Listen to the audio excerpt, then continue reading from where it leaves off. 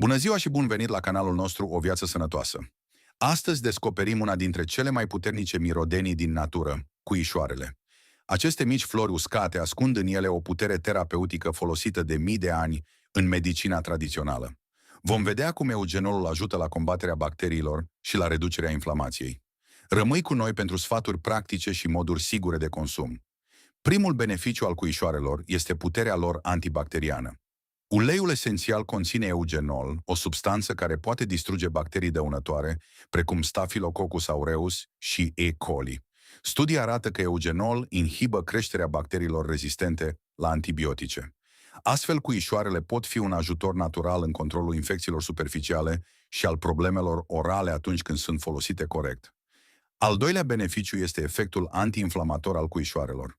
Eugenolul acționează ca un inhibitor natural al inflamației, reducând durerea și umflarea în articulații și mușchi. Persoanele cu artrită sau dureri musculare pot observa o reducere a disconfortului dacă includ cuișoarele în dietă. Folosirea regulată, moderată, susține controlul inflamației fără dependență de medicamente. Cuișoarele sunt renumite pentru beneficiile asupra sănătății dentare. Eugenolul funcționează ca analgezic local și antiseptic, folosit în stomatologie. Aplicarea unui cuișor pe dinte sau clătirea cu apă infuzată cu cuișoare reduce durerea și combate bacteriile ce cauzează carii. Folosește această metodă temporar și consultă medicul dentist pentru probleme persistente. Un beneficiu mai puțin cunoscut este reglarea glicemiei. Compușii din cuișoare pot imita unele efecte ale insulinei și ajută celulele să preia glucoza mai eficient.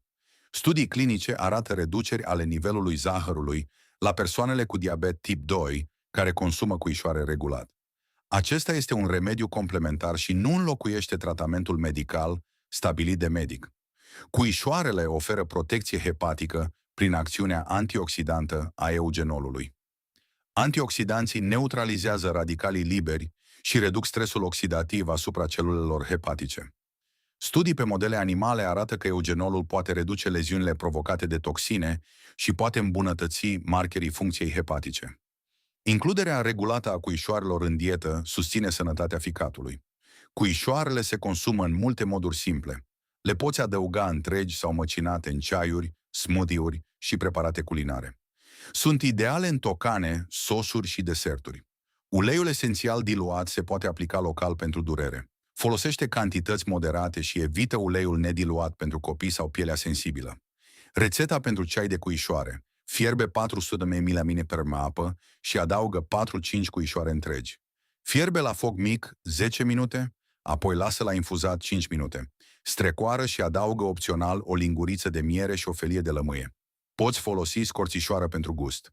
Consumă dimineața pe stomacul gol pentru efecte maxime și observă reacțiile organismului. Doza zilnică recomandată pentru adulți sănătoși este 2 până la 3 cuișoare întregi pe zi sau aproximativ un sfert de linguriță măcinată. Această cantitate oferă beneficii fără risc major de toxicitate. Evită consumul excesiv, deoarece eugenolul în concentrații mari poate produce efecte adverse.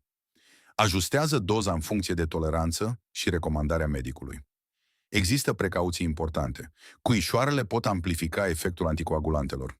Femeile însărcinate sau care alăptează trebuie să evite doze mari. Uleiul esențial nu este potrivit pentru copii mici.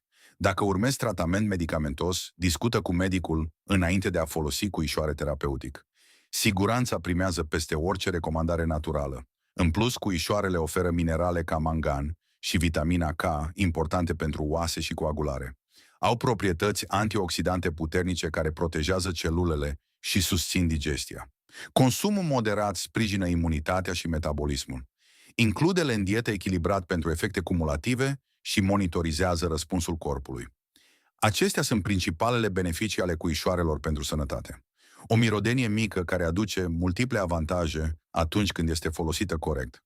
Dacă ți-a plăcut materialul, dă like și abonează-te la O Viață Sănătoasă pentru mai multe sfaturi practice despre sănătate naturală. Distribuie video prietenilor și familie pentru informare responsabilă.